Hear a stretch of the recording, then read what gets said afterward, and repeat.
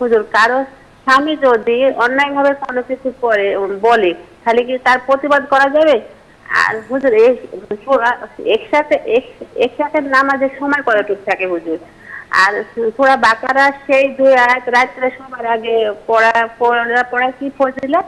আর সকালে সূরা বাকারা সেই 2 আয়াত পড়ার কোনো ফজিলত আছে হুজুর?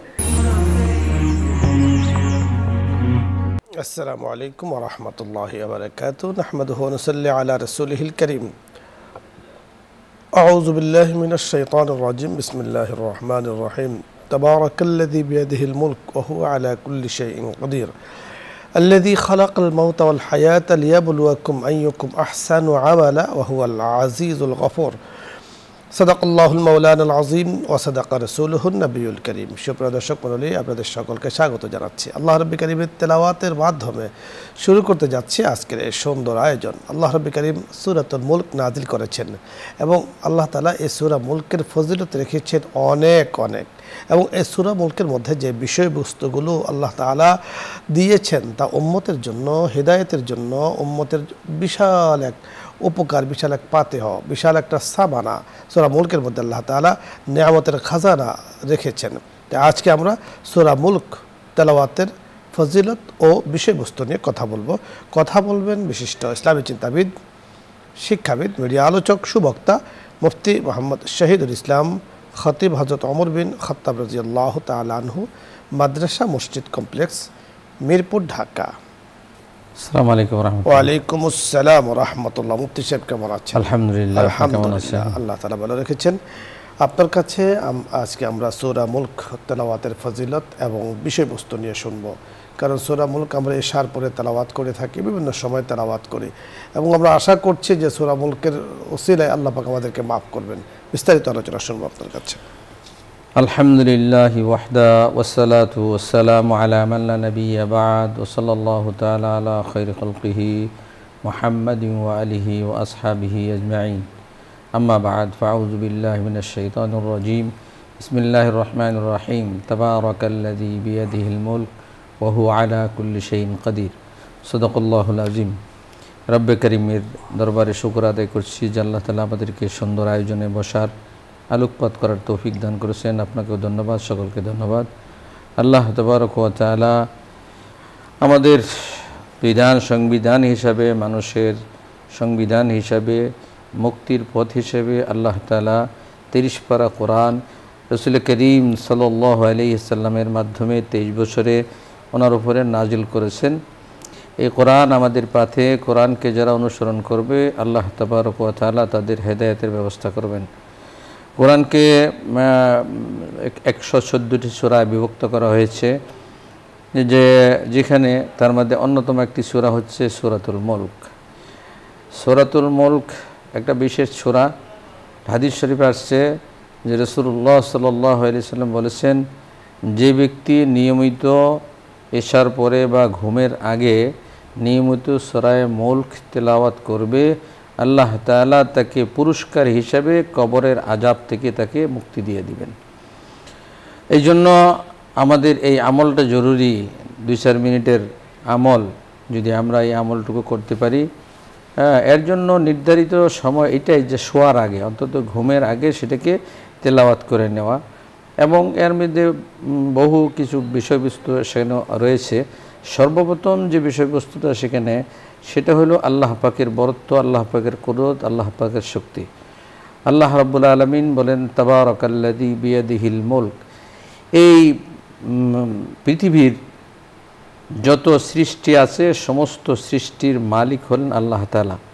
এই গ্রহ, নক্ষত্র, সূর্য, চন্দ্র, যত সৃষ্টি আল্লাহ পাক করেছেন সমস্ত সৃষ্টির মালিক হচ্ছেন আল্লাহ তাআলা। এই সমস্ত পরিচালনা করেন আল্লাহ তাআলা। কীভাবে পরিচালনা করেন? আলা কুদরতিহি, আল্লাহ পাকের কুদরতে সেটাকে পরিচালিত করেন। দেখা যায় যে আল্লাহ তাআলা, আমরা যে গ্রহে আছি, যে পৃথিবীতে আছি, এই পৃথিবী থেকে আরেকটা হচ্ছে সূর্য। এই সূর্যটা পৃথিবীর থেকে বহু গুণ বড়, বহু দূরে অবস্থিত।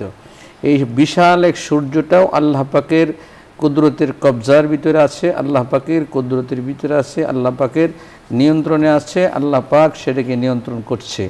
সূর্য যখন উদিত হয় তখন আল্লাহকে প্রশ্ন করে যে আমি উদিত হব কি না, যখন অস্ত যায় তখন আল্লাহ পাককে জিজ্ঞেস করে যে আমি অস্ত যাব কি না।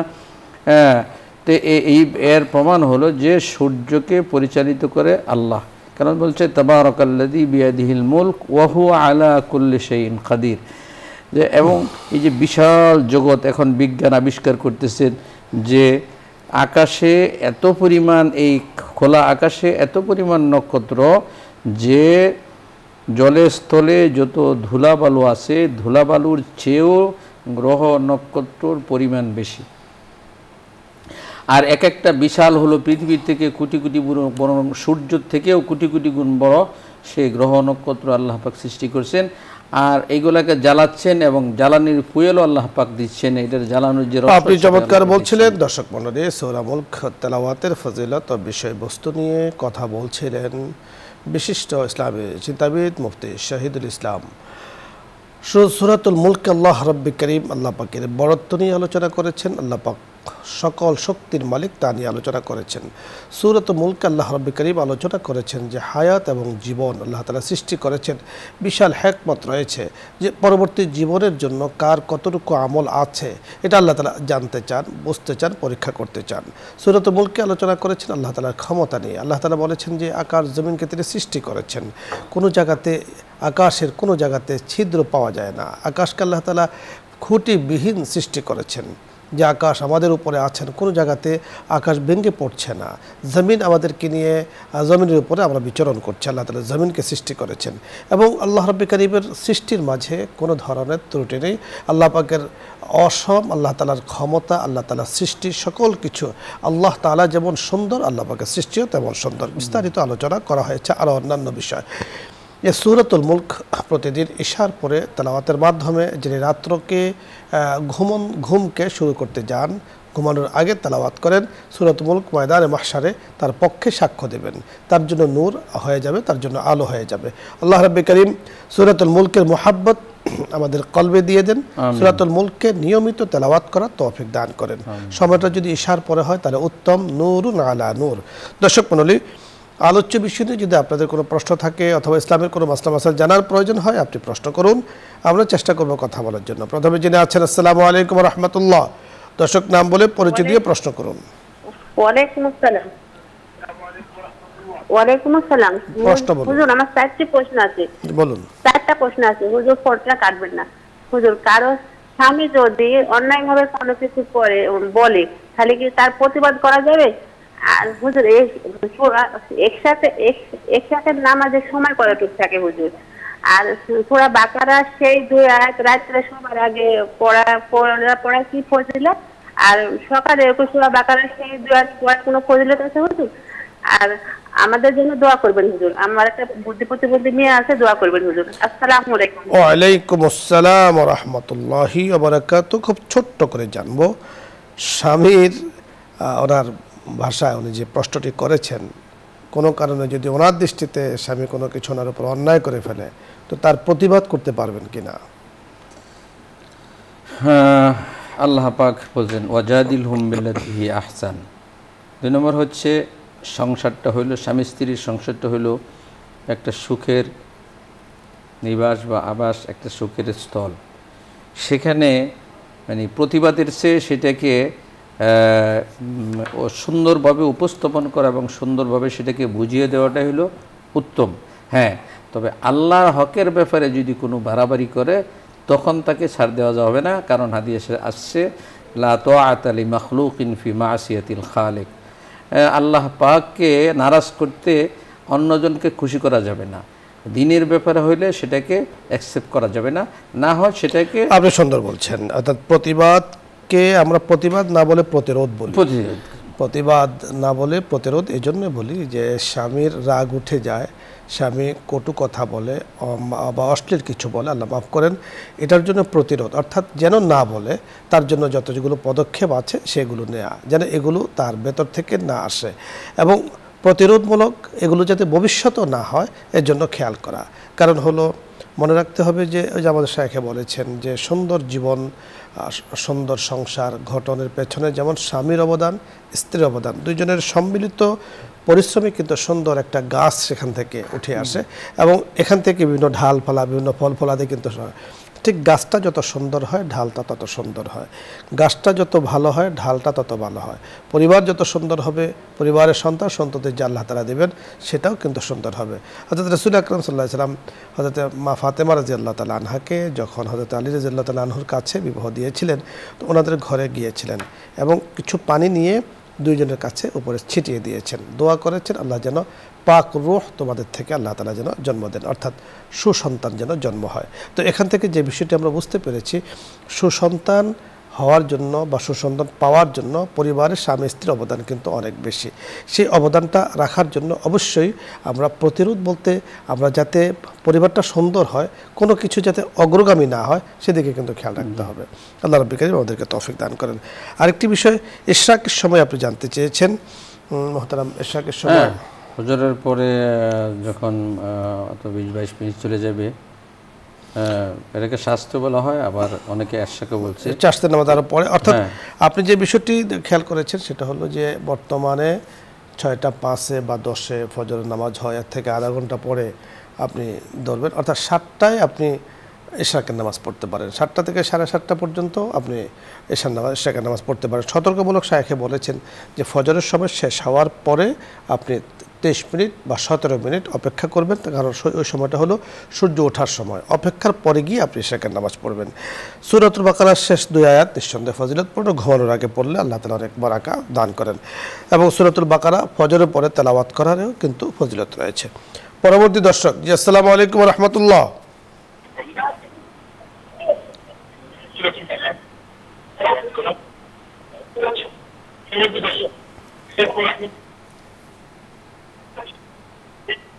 দর্শক শুনতে পেয়েছেন? প্রশ্ন করুন।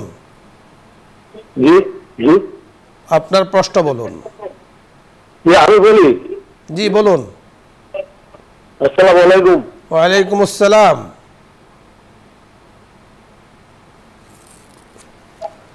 সালাম পেয়েছি, পরবর্তী আপনার কথা বলুন। জি, আপনি বলছেন যে হুজুর, জি বলে হুজুর, আমি কথা বুঝতে আমি আটটা পড়ার পরে জুড়ি পড়ার পরে যে ইয়েটা পড়া হয়, দোয়া মাসুরা পড়েন। হ্যাঁ জি বলুন। ওই সূরাটা না পড়লে কি আমার ওটা সূরা নয়, ওটা হলো দোয়া। ধন্যবাদ, যে আমরা বুঝতে পেরেছি, শায়েখ বুঝতে পেরেছি। জি ধন্যবাদ। দোয়া মাসুরা পড়া সুন্নত, না পড়লে নামাজ হবে কিন্তু নিয়মিত এটা করা যাবে না। হ্যাঁ, সুন্দর কথা বলেছেন। অর্থাৎ দোয়ায়ে মাসুরা আপনি পড়তে পারলে ভালো, না পড়লেও সুন্নাহ বা মুস্তাহাবের খেলাফ হলো, নামাজ কিন্তু আপনার ভাঙবে না বা নষ্ট হবে না। শেখ আপনাকে ধন্যবাদ। দর্শক মণ্ডলী আপনাদের সকলকে ধন্যবাদ জানিয়ে আজকের সুন্দর আয়োজন আমরা শেষ করতে যাচ্ছি।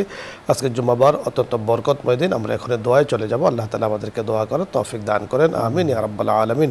এখানে দোয়া হবে, দুরূদ ইস্তিগফার পাঠ করি। আল্লাহুম্মা সাল্লি আলা সাইয়্যিদিনা ওয়া নাবিয়্যিনা ওয়া শাফিঈনা ওয়া হাবিবিনা ওয়া মাওলানা মুহাম্মদ সাল্লাল্লাহু আলাইহি ওয়া আলা আলিহি ওয়া আসহাবিহি ওয়া বারাকা ওয়া সাল্লাম। আস্তাগফিরুল্লাহ রাব্বি মিন কুল্লি যামবিন ওয়া আতুবু ইলাইহি লা হাওলা ওয়া লা কুওয়াতা ইল্লা বিল্লাহিল আলিয়্যিল আযীম। আলহামদুলিল্লাহি রাব্বিল আলামিন।